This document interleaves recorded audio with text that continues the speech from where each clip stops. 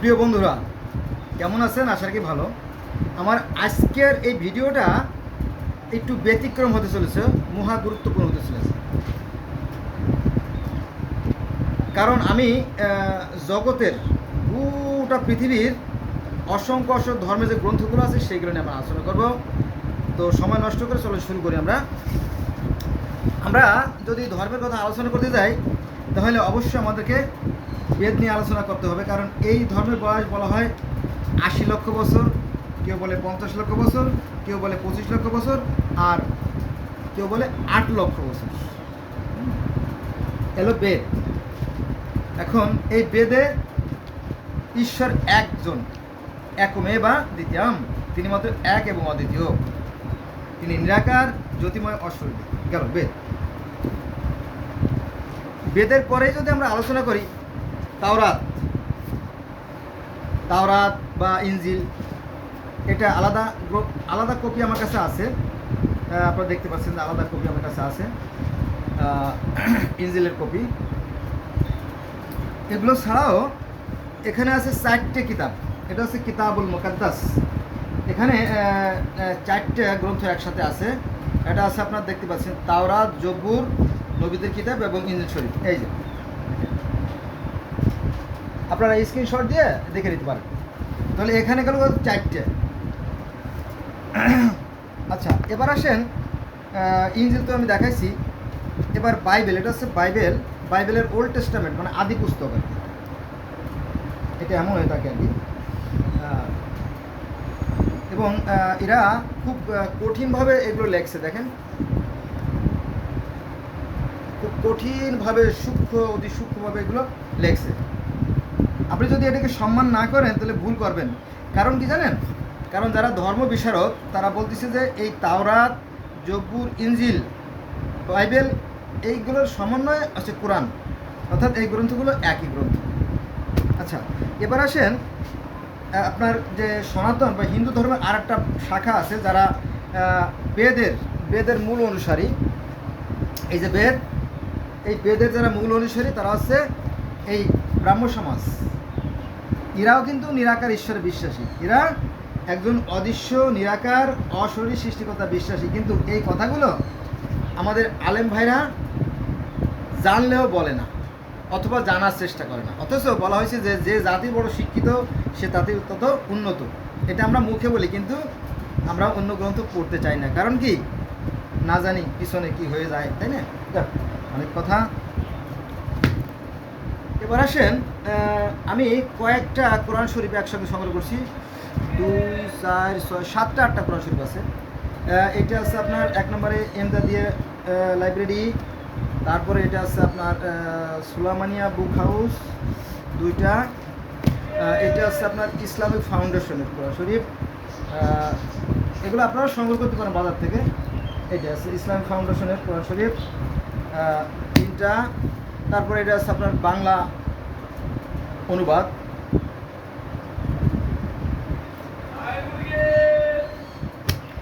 এতগুলো হয়তো আপনাদের প্রশ্ন করতে পারেন যে এত কোরআন শরীফতে কি আপনি আমাদের দেখানোর জন্য কোরআন শরীফ জমা করছেন? না, দেখানোর জন্য না। কারণ কি, এক একজন তাফসিরকারক এক একভাবে লেখে, এক একজন অনুবাদক এক একভাবে লেখে। তো ওটাকে কম্পেয়ার করার জন্য এই আয়োজন।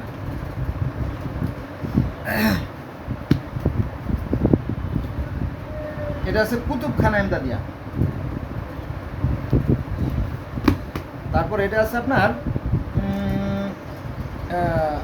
আল কোরআন একাডেমি লন্ডন, মানে বিশ্বস্ত এবং নির্ভরযোগ্য কোরআন শরীফ আর কি। তাহলে এখানে প্রায় 7টা 8টার মতো আছে। এই দেখেন, অনেক না? এগুলো শুধু কোরআন শরীফের। এটা আপনাদের দেখার জন্য আমি তৈরি করে নেই। এগুলো আমি দীর্ঘদিন ধরে এগুলো করে আসছি, মানে জানার জন্য শুধুমাত্র। আরও আছে। এবার আসেন হাদিস শরীফে। হাদিসের বিভিন্ন ধরনের খণ্ড সহিহ বুখারী শরীফ সবই আছে, আমি দেখাচ্ছি ধাপে ধাপে। এবার আসেন আমরা আবার সনাতনে ফিরে যাই। এই যে সনাতন ধর্ম আপনাকে জানতে হবে। কারণ কি, কোরআন শরীফ বলতেছে যে কোরআন বলতেছে, কিন্তু it is not a simple matter, যে কোরআন বলতেছে যে যদি তোমরা কোরআন বুঝতে অসমর্থ হও তাহলে পূর্ববর্তী গ্রন্থ যারা পাঠ করে তাদের কাছে যাবা এবং তাদের কাছে শিক্ষা নিবা। তো আমরা যদি এই মনুসংহিতা পড়ি তাহলে দেখা যাবে যে সৃষ্টির সেই উষালগ্নে যে বিষ্ণু কর্দম দিয়ে কাদা দিয়ে মানুষ তৈরি করছিলেন সেই কাহিনী আছে। এবং হযরত আদম আলাইহিসসালাম যে পৃথিবীতে যখন প্রথমে আসে তখন তার সাথে একটা গরু ছিল, গরু আদম আলাইহিসসালাম আসলো, তার সাথে একটা গরু ছিল, চাষাবাদ শুরু হলো। সেই গরুর কাহিনীও এই বেদের প্রথমে আছে।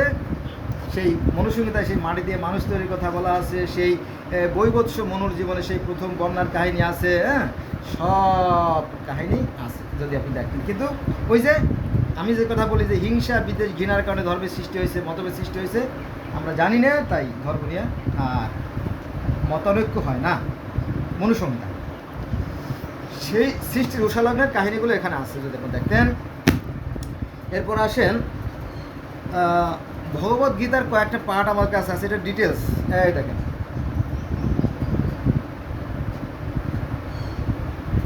এখন এই যে বেদ দেখতেছে না, এখানে ঈশ্বর কিন্তু জ্যোতিময়, এখানে ঈশ্বর জ্যোতিময় নিরাকার অশরীরী এটি বলে। আবার এই যে ভগবদ্গীতা, এখানেও ভগবদ্গীতা হচ্ছে আপনার অর্জুনের সাথে শ্রীকৃষ্ণের যে সমস্ত কথোপকথন হয়েছিল 18 দিনে 18 পর্বে ওই যে কুরুক্ষেত্র যুদ্ধের সময়, সেই ডায়লগ বা সেই কথোপকথন নিয়ে হচ্ছে এই ভগবদ্গীতা। তো এই ভগবদ্গীতার এক পর্যায়ে অর্জুন শ্রীকৃষ্ণ বলিলেন, হে শ্রীকৃষ্ণ, আমি ঈশ্বরের যে রূপ মানে সৃষ্টিকর্তার যে রূপ সেটাকে দেখতে চাই। তখন অর্জুন বলিল, না, সৃষ্টিকর্তাকে চর্মচক্ষু দ্বারা দেখা সম্ভব না, তিনি হচ্ছে সহস্র সূর্যের ন্যায় জ্যোতিময়, তার চাইতে বেশি জ্যোতিময়। এটা আছে ভগবদ্গীতার 11তম অধ্যায়ের 8তম শ্লোকে, আরও আছে। তার মানে কি, you have come to know there is no difference between holy Veda and holy Gita and holy Quran. আপনি এই বেদ, বাইবেল, গীতা এবং কোরআনের মধ্যে মৌলিক কোনো পার্থক্য পাবেন না। সামান্য পার্থক্য আছে বটে, কিন্তু মৌলিক কোনো পার্থক্য নাই। কিন্তু এই পার্থক্যগুলো ধর্ম ব্যবসায়ী যারা আছে তারা সৃষ্টি করে। বোঝা গেছে বিষয়? I can challenge with anybody because I have analysis. আচ্ছা, এবার আসেন মিশরীয় পুরাণ। ধর্ম সম্বন্ধে যদি আপনি জানতেই চান তাহলে আপনাকে মিশরীয় ধর্ম জানতে হবে। মিশর মানে জগতের কি বলবো, এই মিশরীয় ফারাও রাজারা নিজেদেরকে ঈশ্বর দাবি করতো, এটা সত্য। নিজেদের বলতো আমরা ঈশ্বর, ঈশ্বরের পুত্র। আর যিনি সৃষ্টিকর্তা তিনি হচ্ছে মহা ঈশ্বর, তিনি হচ্ছে রা, আটুম, আনু। বুঝা গেছে? আর তারা অর্থাৎ মিশরীয় ফারাও রাজারা জিগরাত, অর্থাৎ আমরা যখন মসজিদ বলি, তারা জিগরাতে সেই সৃষ্টিকর্তার আরাধনা করত। যদি আপনারা দেখতেন তাহলে এই মিশরীয় পুরাণ আমরা এর আগে জানতাম না, বুঝতাম না, এখন কিন্তু পাচ্ছি। দেখছেন না, মোস্তফা মিরের সাহেবের লেখা, তিনি অনেক কষ্ট করে এগুলো সংগ্রহ করছেন। তো আজ থেকে 7,500 বছর আগে এই মিশরীয়রাও সৃষ্টিকর্তাকে বিশ্বাস করত এবং তিনি অদৃশ্য সৃষ্টিকর্তা। তিনি মাটি দিয়ে প্রথম 2জন মানুষ সৃষ্টি করেছিলেন। প্রথম মানব নাম হচ্ছে পুরুষ, আর প্রথম মানবী হচ্ছে নারী তেপনাথ। তাদের থেকে আবার 5জন সন্তানের সৃষ্টি হলো, ওসাইরিস, আইসিস, শেপ, নেপথিস, আনুবিস। জানেন তো আদমের 5টা সন্তান ছিল, মিশরেও সেই 5টা সন্তানের কথা বলা আছে, হাবিল, কাবিল, শীষ, গাজবি, বাকলিমা। আবার সনাতন ধর্ম সেই 5টা সন্তানের কথা বলা আছে, প্রিয়ব্রত, উত্তালপদ, আকুতি, প্রসূতি, দেবতী। 5জন। অর্থাৎ প্রথম মানবী যে 5টা সন্তান ছিল, এই কথাটা পৃথিবীর বহু ধর্মে পাওয়া যায়। ক্লিয়ার? তাহলে আপনারা যদি জানতে চান তাহলে আপনারা এই মোস্তফা মির ভাইরে আমি চিনি না, আমার সংগৃহীত বই আর কি। তাহলে আমরা এটা নীলক্ষেত, বাংলা বাজার বা কোনো বিশ্বস্ত লাইব্রেরি থেকে আমরা এটা নিতে পারি। এটা কিন্তু আলাদা একটা ধর্ম। এইখানে আছে একটা ধর্ম, আর এখানে আছে 4টে ধর্ম, 5টা ধর্ম, আর এটা আছে 8টা ধর্ম, 6টা ধর্ম। আচ্ছা, আমরা ধাপে ধাপে আসি, তাই না? হ্যাঁ, তারপরে কোরআন শরীফের কথা 7টা দেখাইছে, আরও আছে। এই দেখেন, এই যে বাংলা অনুবাদ, ছোটো ছোটো কোরআন এগুলো লাগে। এবার আসেন আমরা মুসলমান, আমি যেহেতু মুসলমানের সন্তান, আমরা যেমন হিকায়েতে সাহাবা পড়ি না, অর্থাৎ হিকায়েতে সাহাবা অর্থাৎ সাহাবিদের জীবনী বা নবীদের জীবনী, ঠিক এরকমটি সনাতন ধর্মেও নবীদের কাহিনী আছে। আমরা তাদেরকে নবী রাসূল বলি, সনাতন ধর্মের ভাইরা তাদের কি বলে? দেবতা বা অবতার বলে। এবার আসেন এখানে আপনার এই দেখেন,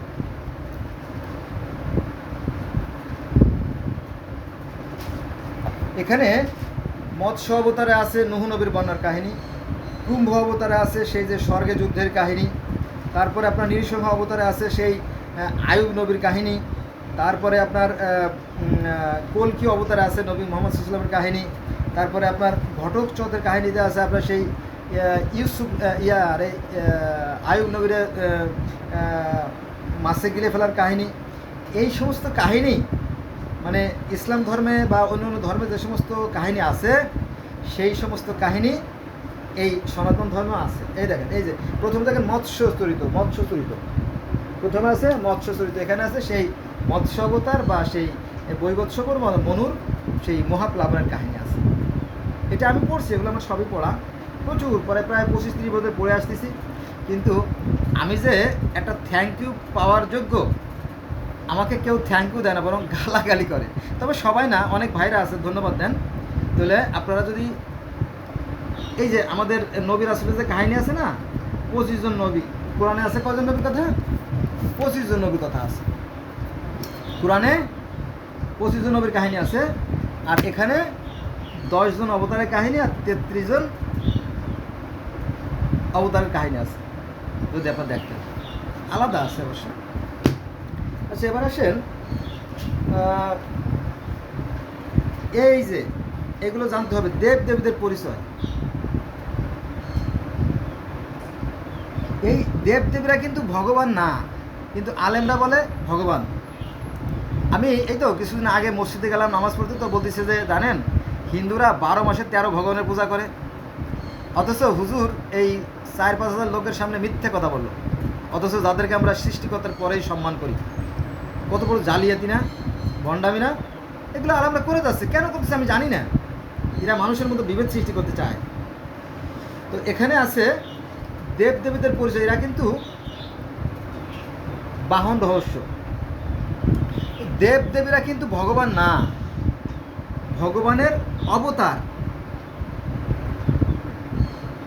ভগবান ঈশ্বর এক জিনিস, আর দেবতা আর অবতার কিন্তু আর এক জিনিস।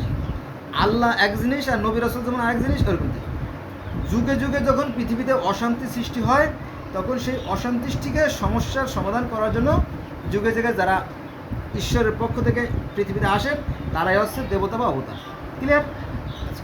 এবার আসেন সৃষ্টি রহস্য। সৃষ্টি রহস্য সম্পর্কে তো অবশ্যই জানা আছে, তাই না?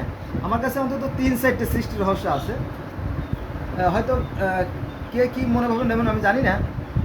এটা হচ্ছে মোহাম্মদ আলমগীর সাহেবের লেখা। এই দেখ, এখানে পাবলিকেশনের ছবিও দেওয়া আছে, নাম আছে সৃষ্টি রহস্য। এরকম তো অনেক সৃষ্টি রহস্য আছে। এটা হচ্ছে আলমগীর সাহেবের লেখা সৃষ্টি রহস্য। আবার ইমাম গাজ্জালি রহমতুল্লাহ আলাইহির লেখাও সৃষ্টি রহস্য আছে, এবং আরও আছে। আচ্ছা, এবার আসেন কাসাসাল আম্বিয়া। এই কাসাসাল আম্বিয়ার অর্থাৎ এই কোহিনুর পাবলিকেশনসের যে কাসাসাল আম্বিয়া, সেখানে আপনি জানতে পারবেন যে জান্নাতটা এই পৃথিবীতেই ছিল। কারণ আদম আলাইহিস সালাম যখন অসুস্থ হয়ে যায়, তখন তার সন্তানদেরকে বলো যে বাবারা তোমরা জান্নাতে কিছু আঙ্গুর নিয়ে এসো। তো পৃথিবীতে না থাকতো জান্নাত, তাহলে তো আদম আলাইহিস সালাম তাদের ছেলেদেরকে পাঠাতেন না। যাও, তো ছেলেরা যখন জান্নাতের দিকে রওনা দিল, তখন প্রথমত ফেরেশতারা বলল, হে আদম সন্তানেরা, তোমার পিতার জন্য জান্নাতে আঙ্গুর নিষেধ আছে, তোমরা ওদিকে যেও না। ক্লিয়ার? এটা পাবেন এই যে কাসাসাল আম্বিয়া, এই ধরনের বইটা। এটা হচ্ছে আপনার 50 বাংলা বাজার, ঢাকা, কোহিনুর পাবলিকেশনে প্রকাশিত বই। তবে সব কাসাসাল আম্বিয়া কিন্তু পাবেন না, মনে রাখবেন। এক একজনে এক একভাবে লেখছে, তো সব কাসাসাল আম্বিয়া কিন্তু জান্নাতটা পৃথিবীতে আছে সেই কাহিনী পাবেন না, এইটাই পাবেন। আরও কাসাসাল আম্বিয়া আমার কাছে আছে, যদি আপনারা দেখতেন। আচ্ছা চলে শুরু করি, বাইরে পরে, কারণ এখানে প্রচুর বই আছে তো আমার কাছে। আচ্ছা, এবার আসেন পৃথিবীতে যে 50 লক্ষ বললে ভুল হবে না, পৃথিবীতে যে 25 লক্ষ বছর আগে মানুষের বসবাস ছিল, সেই কথাটা কিন্তু আমারও না, আমার বাবারও না, আমার দাদারও না। এই কথা একদল বিজ্ঞানীদের, এদের কথা।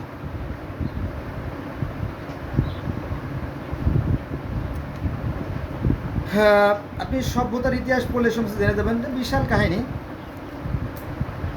এটাকে আপনার জানতে হবে সামাজিক ইতিহাস এবং বিশ্ব সভ্যতা। এটা কে বা কারা লেখছে আমার তো খেয়াল নাই।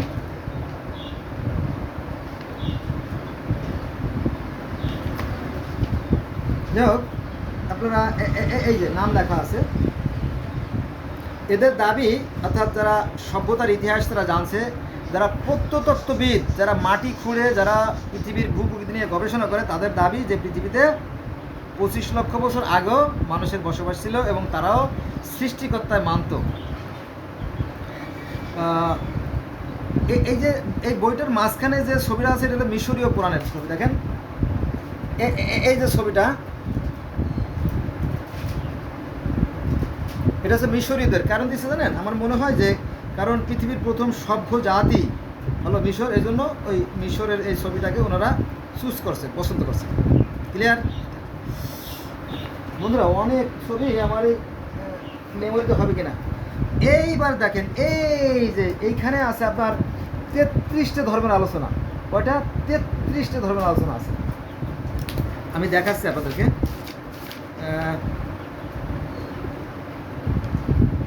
এই যে আপনার স্ক্রিনশট দেবেন, হ্যাঁ, স্ক্রিনশট দিয়ে এটা পড়ে নেবেন। আমি আবার নোট করে রাখছি, একটু ডিটেলস লিখছি আর কি। তো সরি, তারপরে এখানেও আছে, এখানেও কিছু কিছু ভিজি করে কিছু ধর্মের নাম লেখা আছে। অন্তত 50-60টা ধর্মের নাম শুধু আমি এখানে এক জায়গায় সংগ্রহ করছি। তাহলে আপনারা এই বইগুলো জেনে নিতে পারেন যদি কারো ধর্ম বিষয়ে জানার আগ্রহ থাকে। এবার আসেন, এখানে আছে 25 জন নবী। এই যে 25 জন নবী কাহিনী, এটা আপনারা জানতে পারেন। হ্যাঁ, কিন্তু অধিকাংশ মানুষ কোরআন হাদিস জানে না, কিন্তু নামে মুসলমান। এরা কিন্তু বিপজ্জনক মুসলমান। তারপরে আরও আছে, দেখেন যে বিশ্ব সভ্যতা ও প্রাচীন যুগ। এই দেখেন, এই যে এই বইগুলো আপনার জানা দরকার যদি আপনি ধর্ম সম্বন্ধে জানতে চান বা ধর্মের ইতিহাস সম্বন্ধে জানতে চান। আপনি কলেমা পড়েই যে মুসলমান হয়ে গেলেন, এটা ভাবার কারণ নাই। আর কলেমা পড়লে আপনি জানা যেতে পারবেন না। এবার আসেন বিশ্বের যে মনীষী জন এইচ হার্ট, পৃথিবীর শ্রেষ্ঠ 100 মনীষীর লেখা। এটা আমি পড়ছি, পুরোপুরি বই পড়ছি, অনেক আগেই পড়ছি। 95 সালেই পড়ে ফেলাইছি, বা কাছাকাছি সময়। বন্ধুরা, আমি কর্মব্যস্ত মানুষ, তো আমার হাতে সময় নাই। এই দেখেন কুরবানির ইতিহাস। এটা একটু ভিন্নভাবে, আলাদাভাবে লেখা হয়েছে। এখানে জালিয়াতি করা হয়েছে। যে এই কুরবানি শুধুমাত্র ইব্রাহিম আলাইহিস সালাম থেকে শুরু হয়েছে, অথচ এটা কোরআনের বিপক্ষে যায়। কারণ কোরআন বলতেছে যে পৃথিবীর প্রত্যেকটা মানুষের জন্য এই যে কুরবানির প্রথা ছিল। তাহলে তো আলাদাভাবে লেখার দরকার নেই, দরকার নেই। এখানে ঝামেলা করা হয়েছে। এবার আসেন গান্ধীজির অপকর্ম। এই গান্ধীকে কেউ বলে দেবতা, আর কেউ বলে শয়তান, কেউ বলে সাধু, কেউ বলে শয়তান। এর একটা কারণ আছে। কারণ কি জানেন? গান্ধীজি চাইছিলেন যে এই যে হিন্দু মুসলমান যখন ভারতবর্ষে আসছে, তখন থেকে মারামারি কাটাকাটি খুনোখুনি, তো এইভাবে মারামারি কাটাকাটি খুনোখুনি না করে মুসলমানরা আলাদা থাক একটা সাইডে ভারতবর্ষের, আর হিন্দুরা আলাদা সাইড থাক শান্তিপূর্ণ অবস্থানে, তাই না? ওনার উদ্দেশ্য মহৎ ছিল, কিন্তু এটা ভারতের জন্য ক্ষতি হয়ে গেছে যে আলাদা আলাদা রাষ্ট্র তৈরি হয়েছে। যেমন শ্রীলঙ্কা, মায়ানমার, ভুটান, মালদ্বীপ, বাংলাদেশ, কাশ্মীর আলাদা আলাদা হয়ে গেছে না, এই জন্য ভারতের ক্ষতি হয়ে গেছে। কিন্তু আমাদের জন্য আবার ভালো হয়েছে, আমরা একটা ছোটো জায়গায় থাকলে একটু নিরাপদে আছি। এই বিষয়গুলো আমাদের গৌরব চিন্তা করা দরকার। ওনার উদ্দেশ্য কিন্তু ভালোই ছিল, করমচাঁদের উদ্দেশ্য ভালো ছিল যে হিন্দু আর মুসলমান এই 1000 বছর ধরে মারামারি কাটাকাটি করতেছে, তো এই কাটাকাটির অবসান থেকে মুক্তির জন্য ওরা আলাদা একটা রাষ্ট্র থাক, আমরা আলাদা থাকি। ওনার উদ্দেশ্য কিন্তু ভালো ছিল, কিন্তু ভারতের কাছে এটা হয়ে গেছে কি শয়তান। যে যেভাবে দেখে, আপনি যদি আয়নার দিকে হাসেন, আয়নাও আপনার ছবি হাসবে, আর আপনি যদি আয়নার দিকে রাগ করেন, আয়নার ছবি আপনার দিকে রাগ করে তাকাবে। ঠিক আছে, এই বইটা আপনারা পড়ে নিন। আচ্ছা, এবার আসেন আমাদের ইসলামের সেই হারানো গৌরব, ইতিহাসের ইতিহাস। ইতিহাসের ইতিহাস, চেপে রাখা ইতিহাস, অনেক কথা। আপনারা এই বইটা পড়তে পারেন। আমি যখন 1990 সালে যশোরের জিগরগাছা থানার এস বাকরা মাদ্রাসায় কারিয়ানা পড়ছিলাম, তখন আমার যে টিচাররা ছিল, যেমন সুলতান আহমেদ, তারপরে এমদাদ সাহ, তারা আমার বলছিল যে এই বইটা পড়েন। 1990 সালের ঘটনা। তারপরে অনেক পরে এসে, আমি বোধহয় 20 বছর পরে এসে বইগুলো সংগ্রহ করছি।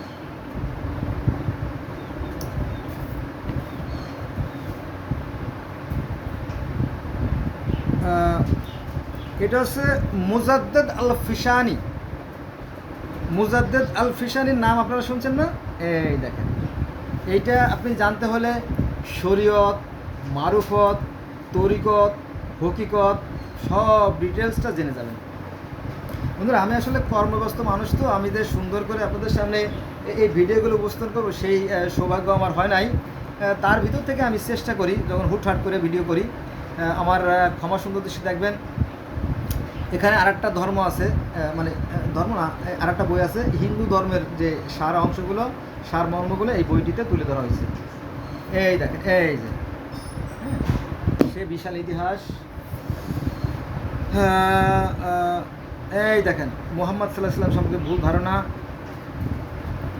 কেউ কেউ বলে যে মুহাম্মদ সাল্লাল্লাহু আলাইহি ওয়াসাল্লাম কখনো 3 রাকাত, কখনো 2 রাকাত, কোনো 4 রাকাত, কোনো 2 রাকাত নামাজ পড়ে কত 4 রাকাত, তিনিও ভুল করতেন। আবার কেউ বলে না, তিনি ভুল করতে পারেন না। এই নিয়ে খোদ আলেমদের মধ্যে দ্বন্দ্ব আছে। যাক, এই ধরনের ভুল ভ্রান্তির কথা অনেক আছে। তারপরে জাহাঙ্গীর সাহেবের লেখা হাদিসের নামে জালিয়াতি, অনেক বই আছে বাজারে। হ্যাঁ, এবার আসেন কোরআনের আলো। এই কোরআন নিয়ে অনেকে হাজার জনে হাজার ভাষা লেখছে। এই বইগুলো আপনারা পড়তে পারেন। এইবার আসেন, সবাই তার ধর্মকে শ্রেষ্ঠ মনে করে। এই দেখেন, হিন্দুরা বলে যে শ্রীকৃষ্ণ তাদের স্বয়ং ভগবান, তার নির্দিষ্ট পথে স্বর্গে চলে যাবে। খ্রিস্টানরা বলে যে ঈসা হচ্ছে আল্লাহর পুত্র, তার নির্দিষ্ট পথে চললে পরে আমরা স্বর্গে চলে যাব। আর ইহুদিরা বলে যে ঈশ্বর স্বয়ং আমাদেরকে তাওরাত দিয়ে গেছেন, আমরা স্বর্গে যাব। আর মুসলমানরা মনে করে যে নবীর কলেমা পড়লেই জানা চলে যাওয়া হবে। এই নিয়ে যার যার বাড়াবাড়ি, এই বাড়াবাড়ি ফল ভালো হবে না। সবাই নিজের ধর্মকে বড় করে, ভালো বড় মনে করা ভালো, কিন্তু বেশি বড় মনে করা ভালো না, তাতে ক্ষতির সম্ভাবনা বেশি। আরও বই আছে। এই দেখেন, এটা হচ্ছে মানুষের আদি উৎস। এক একটা ধর্ম কিন্তু এক একভাবে বলে, এক একটা আঙ্গিকোণ থেকে বা একটা কোণ থেকে বা একটা সাইড থেকে বলে, কিন্তু এখানে যারা আসে এরা কিন্তু নিরপেক্ষভাবে বলে। এটা হচ্ছে ডক্টর মরিস বুকাইল রূপান্তর, আক্তারুল আলম, উনি এই বইটা লিখছেন। এটা আপনারা পড়তে পারেন। এটা খুবই গর্জিয়াস, খুবই নির্ভরশীল এবং গ্রহণযোগ্য একটা গ্রন্থ। এবার আসেন, এই যে ধর্ম নিয়ে বাড়াবাড়ি করে না, অনেকেই কিন্তু বাড়াবাড়ি করে। এই বিষয়গুলো এখানে চলে আসছে যে গোড়ামি ও চরমপন্থা ইসলামের দৃষ্টিকোণ থেকে। লেখছেন কে? মোহাম্মদ মোখলেসুর রহমান। এই বইটা আপনারা পড়তে পারেন। এবার আসেন, এই দেখেন,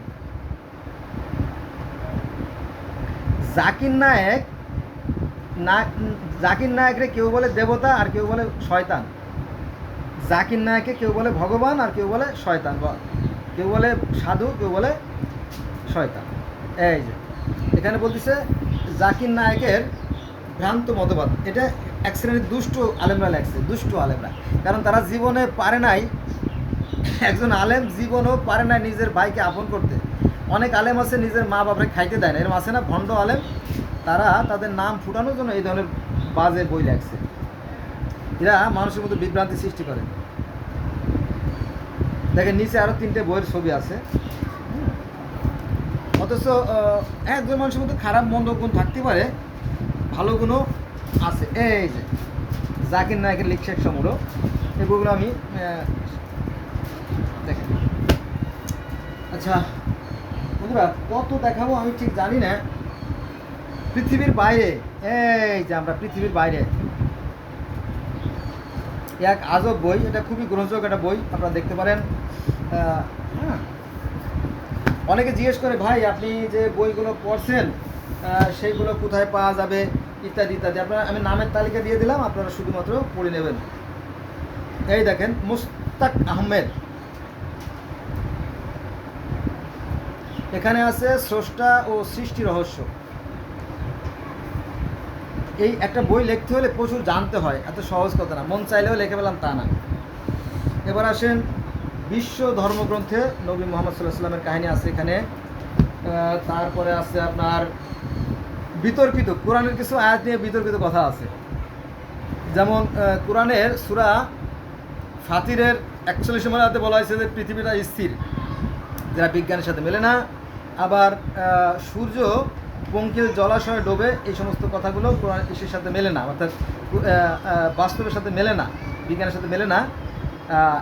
এই সম্পর্কে কেউ একটা বই লেখছে, এই যে দেখেন, পৃথিবী নয় সূর্য ঘোরে, এই নিয়ে মতপার্থক্য আছে।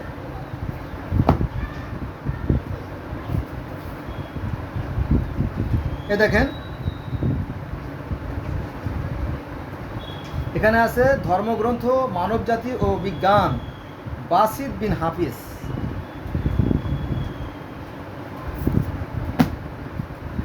এইবার চলে আসছি আমরা একটা কঠিন গ্রন্থ নিয়ে বন্ধুরা।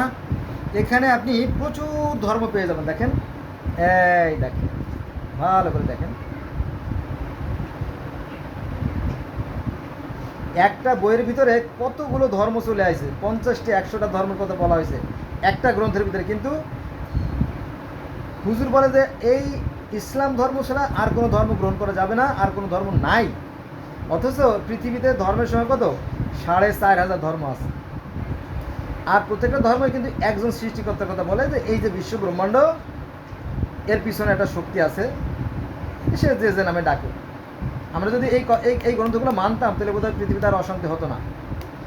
এই গ্রন্থ বলতে চাচ্ছে যে মিল্লাতে ইব্রাহিম, দেখছেন না, 2 নম্বরে লেখা আছে মিল্লাতে ইব্রাহিম, অর্থাৎ ইহুদি ধর্ম, খ্রিস্টান ধর্ম আর ইসলাম ধর্ম, এই ধর্মগুলোকে একসাথে বলা হয় ইব্রাহিমিক ধর্ম আর কি। আমি বলবো যে সনাতন ধর্ম আব্রাহামিক ধর্ম, কারণ সনাতন ধর্মের কথা, প্রহ্লাদের মতের কথা ইসের ধর্মে আছে। তাই আমি বলবো যে ধর্ম নিয়ে কেউ বাড়াবাড়ি করবেন না, প্রত্যেকটা ধর্মই সুন্দর। এখানে দেখছেন না মনোগ্রাম, অনেকগুলো ধর্মের মনোগ্রাম, আপনারা স্ক্রিনশট দিয়ে ভালো করে জেনে নিতে পারেন। হ্যাঁ, বা বাজার থেকে এই বইগুলো আপনারা সংগ্রহ করতে পারেন।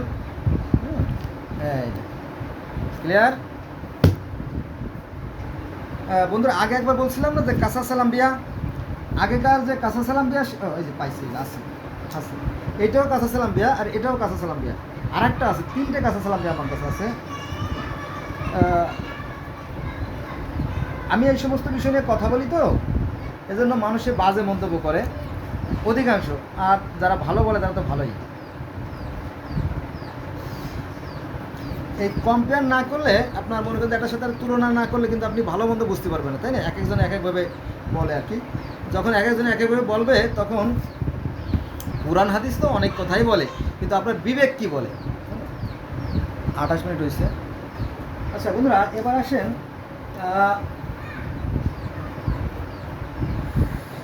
তাফসিরে কুরআন, তাফসিরে কুরআনে জাল হাদিস। আরে জাল, আরে এই দেখেন, জাল হাদিস নিয়ে ঝামেলা শুরু হয়ে গেছে। হাদিসে প্রায় কোরআনটারে খেতে বসেছে। এইবার আসেন কলকি অবতার। আমরা মুসলমানরা যাকে বলি নবী মুহাম্মদ সাল্লাল্লাহু আলাইহি ওয়াসাল্লাম, সনাতন ধর্মেরা তাকে বলে কলকি অবতার।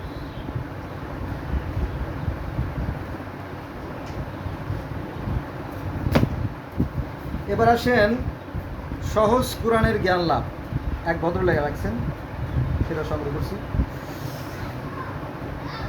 আলহাজ সাইফুল ইসলাম। তবে এই আলহাজ যারা, এরা কিন্তু মানে মানে পার্সিয়ালিটি করে, মানে এক কোণ থেকে লেখে, তো শুধুমাত্র ইসলাম ধর্মকে বড় করতে চেষ্টা করে আর কি।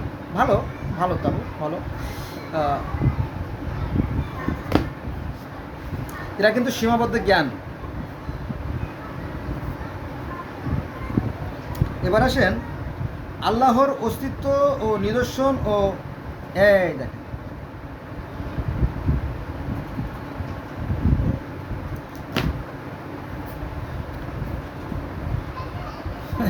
এবার আসছে আমরা আরজালির লেখা সৃষ্টি রহস্য। আরজালি এই বইটা সারা বাংলায় এমনকি সারা বিশ্বে ব্যাপক আলোড়ন সৃষ্টি করছে। এই যে আরজালির যে মাধ্যমে যে কাহিনিগুলো, ইনার কথার ইনার যে প্রশ্নের উত্তর এগুলো দেওয়ার যোগ্যতা আলেমদের নাই। ইনার প্রশ্নে উনি যদিও নিরক্ষর লোক, মূর্খ লোক, লেখাপড়া জানতেন না, তারপরে ইনার প্রশ্নের উত্তর দেওয়ার মতো যোগ্যতা আলেমদের নাই। যতই কোরআন হাদিস তারা গাটাগাটি করুক, এই যোগ্যতা তাদের নাই। অতএব I shall request to my friend, please don't call for the religion. আমি আমাদের বন্ধুকে বলবো চলেন আমরা ধর্ম নিয়ে আর ঝগড়া করবো না, বাড়াবাড়ি করবো না। হ্যাঁ বন্ধুরা, এই যে রাষ্ট্রবিজ্ঞানের চিন্তা ভাবনা যেভাবে আসলো, রাষ্ট্র তৈরির যে ভাবনা চিন্তা, সেই সম্বন্ধে একটা বই আছে। আর কতই বা বলবো, আমিও ক্লান্ত, কর্মে বেরোয় যাবো রে ভাই। এই দেখেন কেন আমি মুসলমান হলাম। এই বইটা ওই যে মৌলানা হাফিজ হুজুর, ওই যে আপনার বটগাছ মার্কা হাফিজ হুজুরের ছেলে লিখছে সম্ভবত। এই যে তারপরে আছে ভারত যখন স্বাধীন হলো,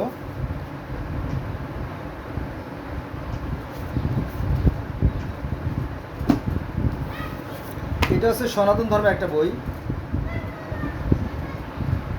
এটা আরেকটা পার্ট আছে, এটা হচ্ছে এক তো আর টু আর একটা পার্ট আছে, কোথায় আছে আমি জানি না। এবার আসেন এই যে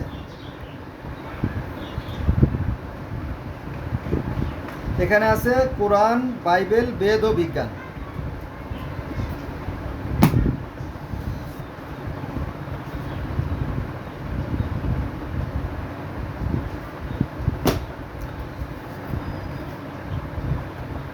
এখানে আছে মহানবী সাল্লাল্লাহু আলাইহি ওয়াসাল্লামের শ্রেষ্ঠ কিছু বাণী। হুজুর কইতে পানি টানির দরকার নাই, খালি কলেমা পড়লেই জান্নাত।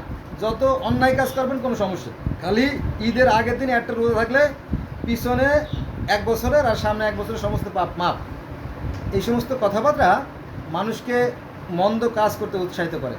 অতএব ভালো কথা বলুন। বিশ্ব স্রষ্টার বৈচিত্র্যময় সৃষ্টি।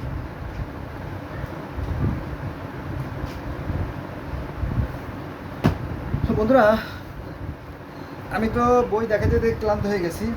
কোরআনের ডাকও আমাদের জীবন আছে, তারপরে আছে আপনার ইসলামী নীতি ও দর্শন আছে, তারপরে মেডিকেল সায়েন্সের কিছু বিষয় আছে, সেটা আছে যে স্বাস্থ্য বিষয়ক বিশ্ববিজ্ঞান, হ্যাঁ, হত্যা ও গৃহযুদ্ধ সম্পর্কে রাসূল সাল্লাল্লাহু আলাইহি ওয়াসাল্লামের কিছু বাণী, তারপরে আছে আপনার জগতের মানে পৃথিবীর একজন শ্রেষ্ঠ বিজ্ঞানী স্টিফেন হকিংয়ের লেখা কিছু গ্রন্থ, তারপরে আছে কোরআন ও মহাবিশ্ব ধ্বংসের সময় বিস্তারিত আলোচনা। এটা আছে রিসার্চ একাডেমি ফর কোরআন। সেগুলো এরপরে আছে আপনার বাজেয়াপ্ত ইতিহাস, এই যে সেই বুখারী, যেটা নিয়ে সবচেয়ে বেশি আলোচনা করা হয় মসজিদে, মাদ্রাসায়, মন্দিরে, সরি মন্দিরে না, এই যে বুখারী শরীফ, সেগুলো আছে। তারপরে আছে সিরাতে হিশাম। আপনারা যদি ধর্ম সম্বন্ধে জানতে চান, আমি যে বইগুলো দেখালাম এই বইগুলো আপনারা সংগ্রহ করবেন। তো সবাই করবে না, কারণ এটা মানে জটিল বিষয়। এবার আছে তাফসিরুল কোরআন, এই যে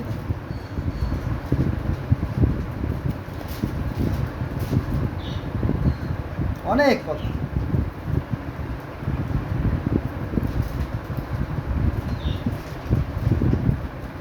আমি বিভিন্ন ধর্মের জ্ঞানের কথা বলি, কিন্তু এই কথাগুলো সবাই কিন্তু মানতে চায় না, সহ্য করতে চায় না, বুঝছেন? সবচেয়ে বড় কথা হচ্ছে কি জানেন, আরও বই আছে বান্ডিল বাঁধা। আমি তো জায়গায় বসে আছি, দেখছেন? এই যে দেখেন, এই যে এই যে আছে বই। তারপরে ওই যে আমার যে বই আছে, এত বই দেখাইলে আপনারা বিরক্ত হয়ে যাবেন, আমি বই দেখাবো না। তো পৃথিবীর সবচেয়ে বড় লাইব্রেরি অফ কংগ্রেস, সেখানে প্রায় 1,95,00,000 বই আছে, আর আমি তো মাত্র কত 100-200 বই দেখালাম, তাই না? এই আর কি।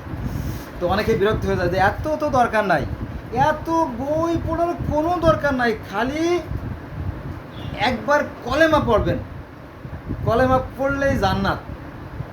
আবার হুজুরেন বলে যে আপনি অন্যায় করছেন, 100টা খুন করছেন, বহুত পাহা পরিমাণ পাপ করছেন, আপনি তওবাতান নসুহা পড়বেন, সমস্ত পাপ মাফ। তো দারুণ। এই জন্য দেখবেন যে আমাদের ধর্মের ভিতরে, ইসলাম ধর্মের ভিতরে মানে অন্যায় কাজের প্রতি উৎসাহ দেয় কারা? এই ধর্মগুরুরাই দেয়। কারণ ওই যে হজে গেলে সব পাপ মাফ হয়ে যাবে। হজে গেলে একটা শিশু আপনার ফুলের মতো নিষ্পাপ হয়ে যায়, কেমন কথা? অজু করলে ফুটায় ফুটায় নাকি অজু করে, কেমন কথা? এগুলো মূলত ভণ্ডামি, প্রতারণা। অজু করলে কখনোই পাপ ধুয়ে যায় না, তবে হ্যাঁ ময়লা ধুয়ে যায়। কারণ পাপ থাকে মানুষের অন্তরে, যার অন্তর নির্মল, যার অন্তর বিশুদ্ধ, যার অন্তর পবিত্র, তারাই সফল কাম, তারাই সেই জান্নাতের চরম সুখের স্থানে অবস্থান করবে। আপনি যদি ভালো কাজ করেন, আপনার মধ্যে একটা আলোর জগৎ সৃষ্টি হবে, আপনি জান্নাতের সুখ পৃথিবীতে বসে পেয়ে যেতে পারবেন। কেন আলেমরা বলে না, মাঝে মাঝে কিছু কথা বলে, সেটা হচ্ছে যে একজন মানুষ যখন মারা যাওয়ার পরে যখন সবাই 40 কদম দূরে সরে যায়, তখন আযাবের ফেরেশতা এসে প্রশ্ন করার পরে যদি সে ভালো মানুষ হয়, তাহলে তার কবরে জান্নাত থেকে একটা সুড়ঙ্গ করে দেওয়া হয়, আর যদি সে পাপী বান্দা হয়, তার কবরে একটা জাহান্নাম থেকে একটা সুড়ঙ্গ তৈরি করা হয়, তাই না? তো ঠিক এরকম আপনি ভালো কাজ করলে পৃথিবীতে বসে বসেই আপনি সেই সৃষ্টিকর্তার সেই সুখ শান্তি আরামাই ভোগ করতে পারবেন। আর যদি অপকাজ করেন, তাহলে আপনার ভিতরে একটা হীনমন্যতা, ভীরুতা, কাপুরুষতা, দুর্বলতা, জড়তা এগুলো সৃষ্টি হবে। আপনি নিজে নিজে আতঙ্কগ্রস্ত থাকবেন, আপনার মনে আর সুখ থাকবে না। অতএব আমরা যেমন কর্ম করি সেমন ফল কিন্তু আমরা পাই, কিন্তু এটা বোঝার চেষ্টা করি না। হ্যাঁ, জান্নাত জাহান্নাম পৃথিবীতে আছে, সুখ শান্তি পৃথিবীতে আছে। আপনি ভালো কাজ করেন, দেখবেন জান্নাত পৃথিবীতে আছে। আল্লাহ পাক 4 ব্যক্তির সাথে থাকেন, এটা কিন্তু আমার কথা না, এটাও পবিত্র কোরআনের কথা।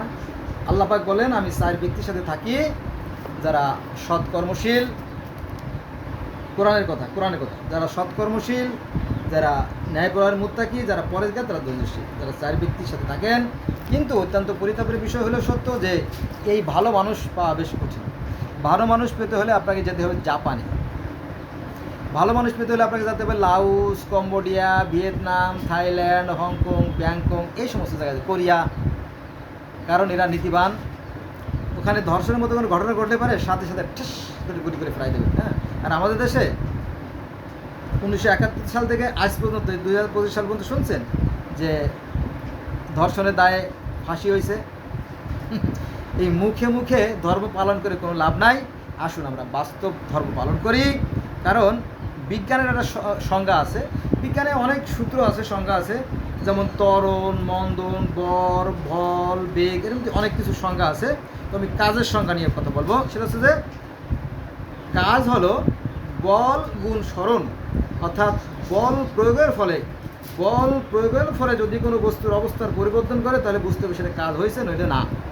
বুঝা গেছে? এখন আপনি যতই মুখে ধর্মের দোহাই দেন, যত লম্বা টুপি রাখেন আর দাড়ি রাখেন, ওতে কাজ হবে না। আপনি যে ভালো মানুষ সেটা প্রকাশ পাবে আপনার আচার আচরণ, আপনার চলাফেরা, উঠা বসার মাধ্যমে। নবী মুহাম্মদ সাল্লাল্লাহু আলাইহি ওয়াসাল্লাম সেই কথাই বলছেন যে মানুষের মধ্যে ওই ব্যক্তি উত্তম যার আখলাক চরিত্র ভালো। আসুন আমরা আমাদের চরিত্র ভালো করি। আমাদের প্রত্যেকটা সরকারি প্রতিষ্ঠান যে দুর্নীতির আঁকড়া, পুলিশরা জনগণের বন্ধুর কথা বলে যে জনগণের মাথায় বাড়ি দেয়, বিচারকরা বিচারের নামে যে প্রহসন সৃষ্টি করছে, এইগুলো পরিবর্তন করেন, দেখবেন পৃথিবীতে জগতে শান্তি আর শান্তি। শান্তি আছে। পৃথিবীটা অনেক সুন্দর, পৃথিবীটা অনেক শান্তিময়, কিন্তু আমরা বোঝার চেষ্টা করি না, বুঝি না। বুঝা গেছে? একটা উদাহরণ দেয়, সেটা হচ্ছে দেখবেন যে সরকারি হিসেব মতে, আমার কথা না, বাংলাদেশের সরকারি হিসেব মতে আমাদের বাংলাদেশে প্রতিদিন অন্তত 15-20 জন লোক খুন হয়, কিন্তু সারা বছরে কি এই 15-20 জন লোকের বিচার হয়? সারা বছরে হয় না। মনে করেন যে সদরঘাটে জগন্নাথ প্লাজার সামনে যে বিশ্বজিৎকে হত্যা করল, বিচার হয়েছে? হয় না। ঢাকা বিশ্ববিদ্যালয়ের মধ্যে যে কয়েকজন আবরার, যাদের ফাহাদ, যাদেরকে মারলো, তাদেরকে বিচার হয়েছে? হয় নাই। তারপরে আপনার নারায়ণগঞ্জে যে নূর হোসেন, শামীম ওসমানের যে মার্ডারগুলো করেছে, এগুলো হয়েছে? হয় নাই। ওসি প্রদীপের বিচার হয়েছে? হয় নাই। ওসি প্রদীপ বলতেছিল যে আমি স্বরাষ্ট্রমন্ত্রী কামাল ইবনে এটা হয়েছে কী নাম, কামাল, তাই না, কামালের নির্দেশে আমি 100-র মতো হত্যা করছি। আর এখন এই যে অ্যাটমস, নাওয়েডে আর কি, নাওয়েডে মানে আজকাল, অ্যাটমস মানে এই মুহূর্তে এখন যারা এই যে ক্ষমতায় গেছে, এরাও কিন্তু কম না, এরাও কিন্তু রাস্তাঘাটে অন্যায়ভাবে নিরীহ মানুষগুলোকে হত্যা করতেছে। আমার কথা আছে যে আপনি বিচারের মাধ্যমে, অর্থাৎ সঠিক প্রক্রিয়ার মাধ্যমে এদেশ থেকে 1-2 লাখ 5 লাখ লোক হত্যা করে ফেলেন, আমি তাতে খুশি, কিন্তু অন্যায়ভাবে একটা প্রাণ আপনি মারতে পারেন না। কিন্তু তাই হচ্ছে, সবাই যার যার মতো হত্যা করতেছে, মন চাচ্ছে হত্যা করতেছে, ওর সাথে আমার শত্রুতা আছে, হত্যা করতেছে, এই তো এগুলো চলতেছে। অর্থাৎ আমরা আবার সেই আইয়ামে জাহেলিয়ার যুগে চলে আসছি।